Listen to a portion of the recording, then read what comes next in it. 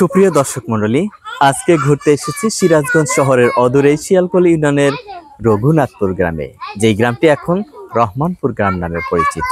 প্রিয় দর্শক, 15ই মে 2025 বৃহস্পতিবার বিকেলে আমি সাবেক রঘুনাথপুর বর্তমানে রহমানপুর গ্রামটি ঘুরে ঘুরে দেখলাম। একেবারেই শেষ প্রান্তে এসে কথা বলবো একজন প্রবীণ ব্যক্তির সাথে। বাবাজি, আপনার নামটা? এখন বয়স কত? এই গ্রামের নাম আমরা জানতাম রঘুনাথপুর, এখন শুনছি রহমানপুর। তো রহমানপুর নামটা কিভাবে আসলো একটু যদি বলতেন।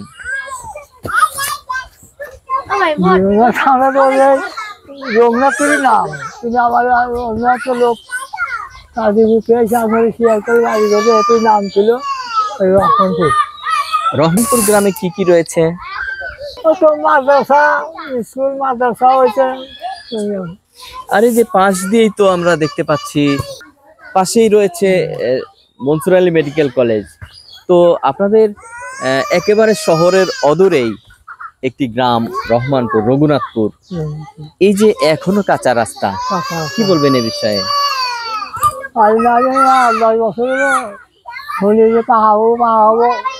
সমস্যা হয় রাস্তাঘাটে, মানে পানি কাঁদে হয়, পাহাড় হলে কাঁদে গাঁদে গাঁদে হইলে না, গাড়ি ঘোড়া মানে চললে আল্লাহ ভালো।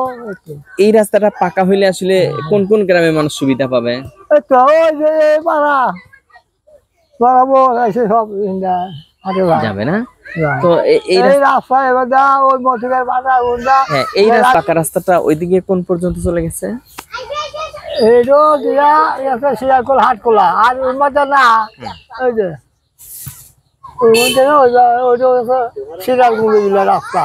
আচ্ছা, আগে রাস্তায় চলে গেছে, শিয়ালকোল পার হবো।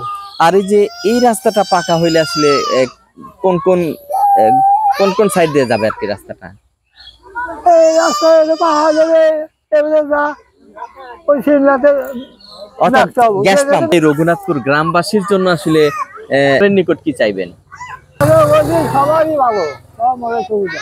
আর কি গ্রামে সবুজ সুফলা শস্য শ্যামলা ভরা আমাদের গ্রাম। এই গ্রামের ভিতরে রয়েছে একটা বিশাল নদী, যে নদী একবারে বড় নদী যমুনার সাথে একত্রিত হয়েছে। আমাদের গ্রামে অনেক পশু পাখি খামারও রয়েছে অনেকগুলো। আমাদের গ্রামে গরুর খামার, মুরগির খামার, এর পাশাপাশি আরো অনেক খামারি উদ্যোক্তা। আবার আমাদের গ্রামে অনেক কৃষি জমি আবাদ হয়, ধান যেমন পাট, এগুলো আরো অনেক কিছু চাষ করা হয় আমাদের গ্রামে।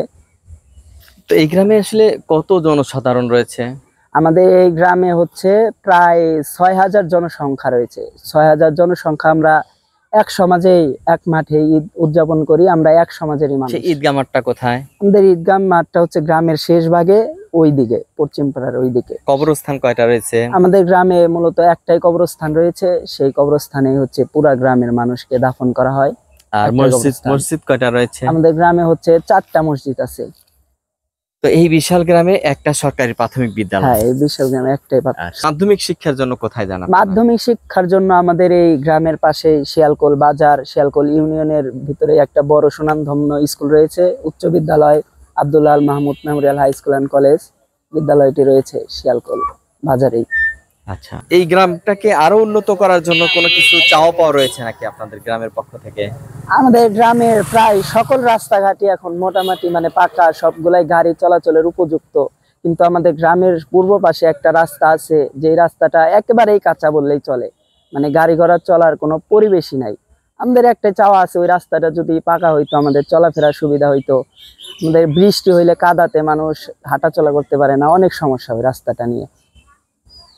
আমাদের গ্রামের ভিতরেই রয়েছে একটা এই বড় 500 শয্যা বিশিষ্ট মেডিকেল কলেজ, মনসুর আলী শহীদ মনসুর আলী মেডিকেল কলেজ হাসপাতাল রয়েছে আমাদের গ্রামের ভিতরেই।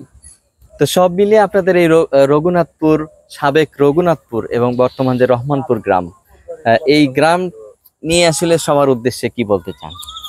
আমাদের গ্রামের আসলে হচ্ছে গ্রামের আনন্দটা গ্রামে আছে। আমরা এই যে সারাদিন কাজ করি, আবার খেতে খামারেও কাজ করি, পাশাপাশি পড়াশোনাও করি, আবার এই গ্রামের ভিতরে খেলাধুলা আর অনেক মানে আনন্দের ভিতরে আমরা উপভোগ করি গ্রামের এই চিত্র আরো খেলাধুলা এগুলাকে আমরা উপভোগ করি।